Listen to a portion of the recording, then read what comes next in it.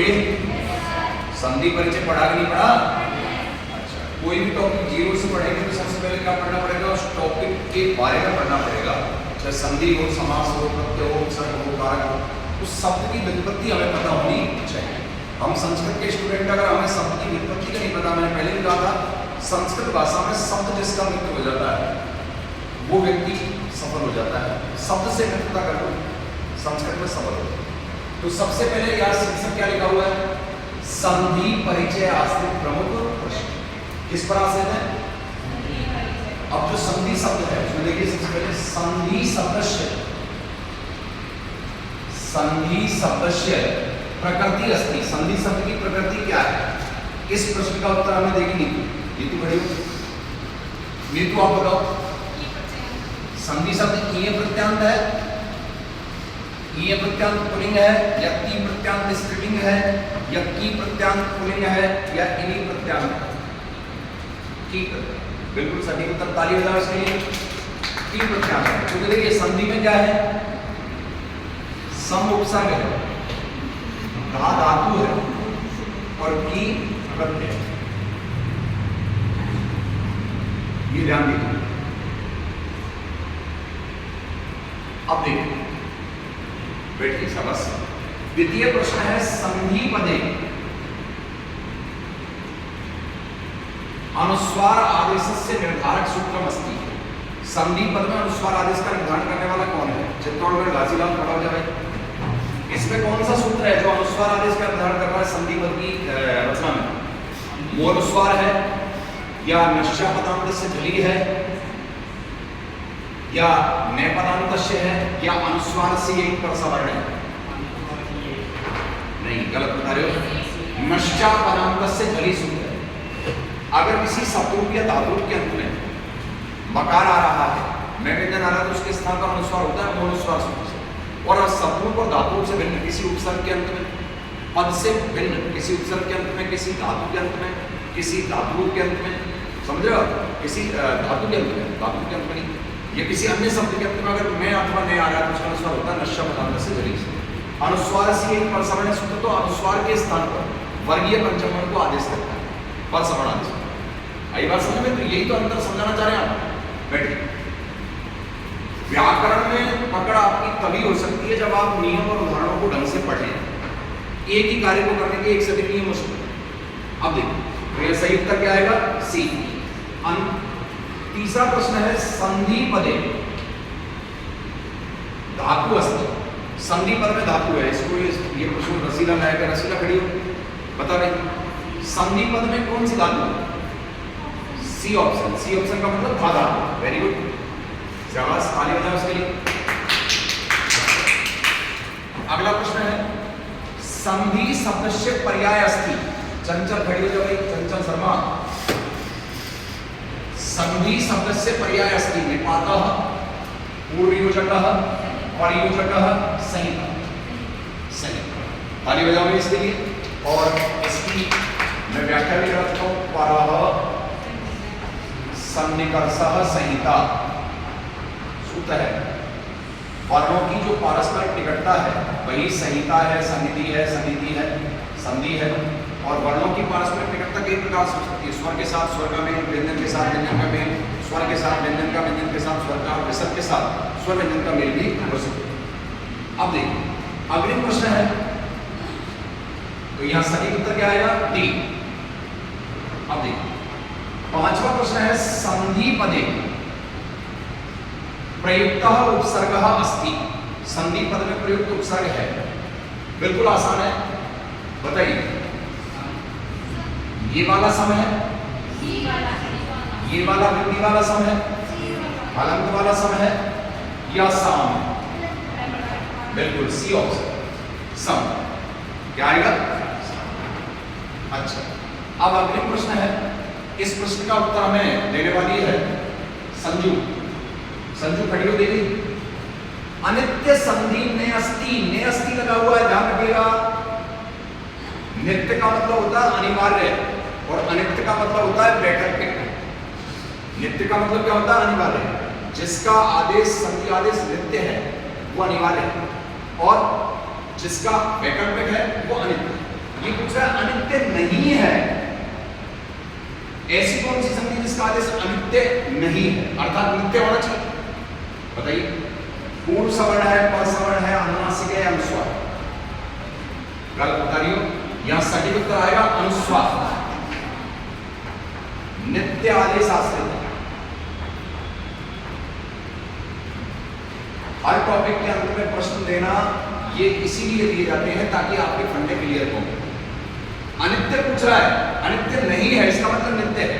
पूर्ण सवर्ण में, पर सवर्ण में वैकल्पिक आदेश होता है, ध्यान रखिए, और अनुनासिक भी वैकल्पिक आदेश होता है, अनुस्वार नित्य आदेश होता है। अरे सीधा सा फॉर्मूला है, माथे पे बिंदी लगाना जरूरी है, अनुस्वार आदेश करना जरूरी है।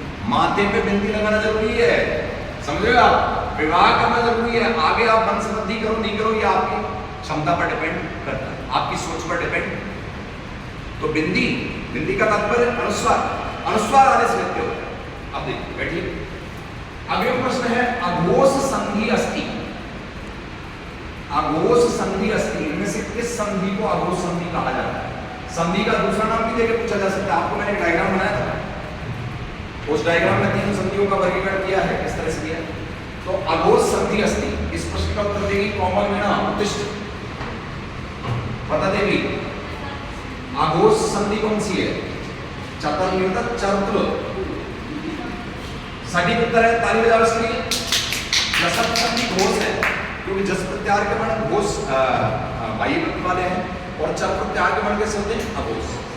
तो चतुर् संधि आई।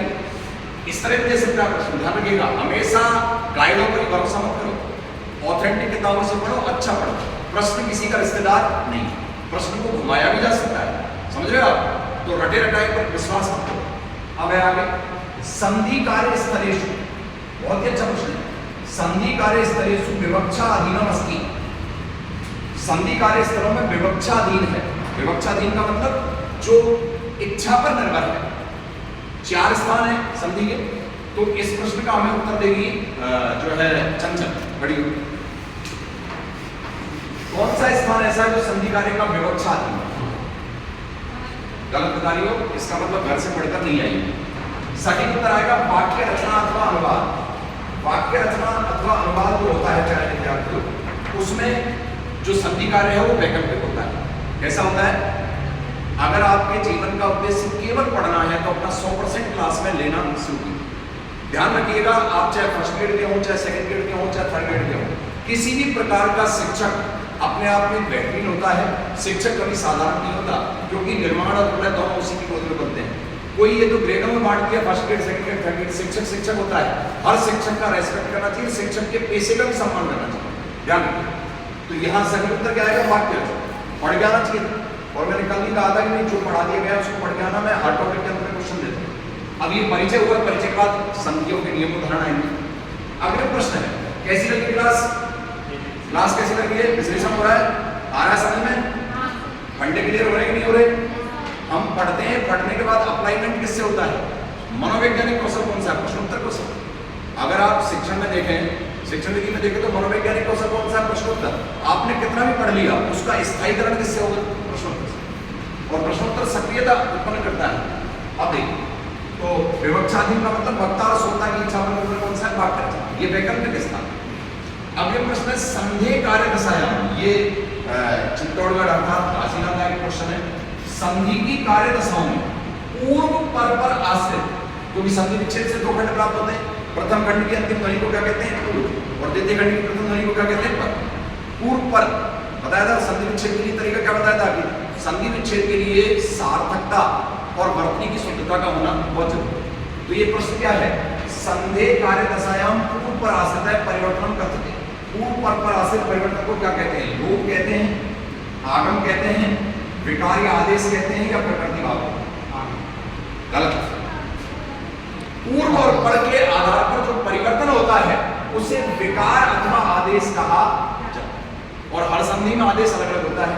पूर्व पर ध्वनि परस्पर मिलेंगी, परिवर्तन दोनों के स्थान पर भी हो सकता है, दोनों में से किसी। जैसे गुण दीर्घ वृद्धि, इसमें पूर्व पर दोनों ध्वनियों के मिलने पर दोनों में परिवर्तन होकर के आदेश आता है नया।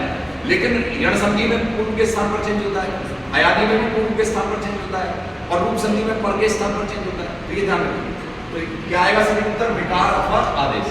याद रहेगा क्या आएगा? विकार अथवा आदेश। क्यों? प्रकृति भाव क्या है? देखो, लोप का मतलब है हटना, अदृश्य होना, गायब। किसी ध्वनि का हटाने का काम है, वो क्या है? लोप। आगम का मतलब क्या है? नवीन ध्वनि का जुड़ना। और विकार का मतलब क्या है? परिवर्तन। और प्रकृति भाव का मतलब है नो चेंज। संधि योग्य दशा की प्राप्ति हो फिर भी संधि कार्य न हो या प्राप्त संधि आदेश को बाधित कर दी जाए, उसको प्रकृति भाव कहते हैं। और प्रकृति भाव में जो संधि आदेश को बाधित करती है उस संज्ञा का नाम है प्रग्रह संज्ञा।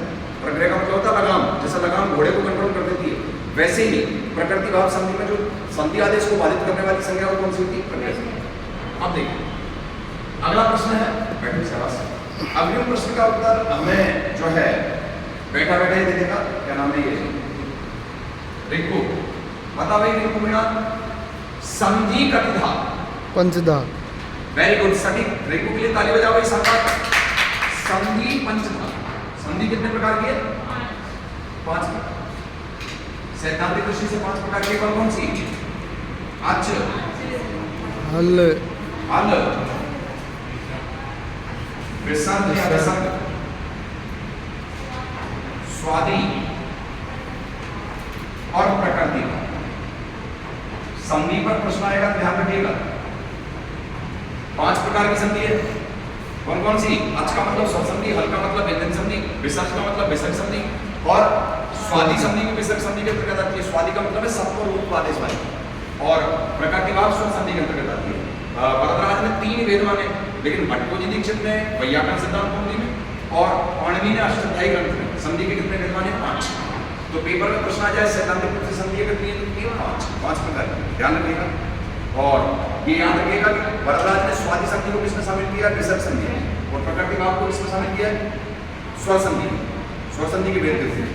स्वादी का मतलब है सत्व और उत्त विसर्ग, जिसमें विसर्ग दंत से बदलेगा और सत्व विसर्ग संधि, और विसर्ग रूप से उत्त में बदल जाएगा और उत्त विसर्ग संधि। ये ध्यान। तो संधि परिचय के ये प्रश्न आपको कैसे लगे? सही है? क्लियर? फंडे क्लियर हो गए ना? ओके।